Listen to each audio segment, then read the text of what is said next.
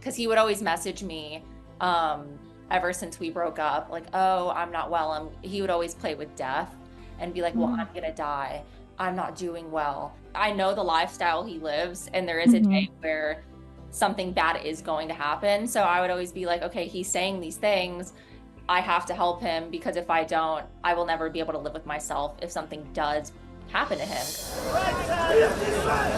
Liam Payne's ex-fiancée Maya Henry claims he recently predicted his early death. Maya making the eerie comments on the Internet is Dead podcast in an episode released just 2 days before the former One Direction singer died after falling from the 3rd floor of a hotel in Argentina. He was 31 years old. There was one time I tried to get him help, and then he was like, not taking it. On the show, Maya opened up about the, quote, manipulation she experienced from Liam during and after their relationship, and explained how the topic of Liam's death came up ahead of the May release of her book, Looking Forward, a novel inspired by her time with the singer. He would text my mom, I'm not doing well, have Maya contact me, because I wouldn't respond. And it's just always the same cycle. Like, for example, when I announced my book, he did the same thing. He called my mom, I think I'm not going to be around much longer.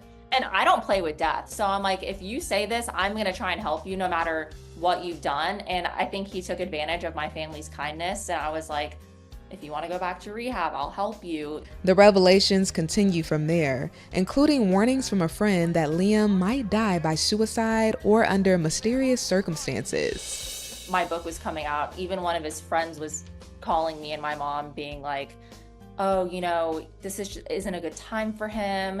I don't think you should put the book out. He's not doing well. And if something happens to him, not only are you going to blame yourself, but the whole world's going to blame you. And so I was like, just the fact that they just keep trying, I'm like, it is like you said, such a low manipulation tactic. The two were first linked in 2018, getting engaged in 2020 before calling it quits in 2022. 2 years later, the 23-year-old hired lawyers to issue a cease and desist letter to Liam. Now, a source close to Maya tells the Daily Mail that after hearing news of his death, she is obviously in shock.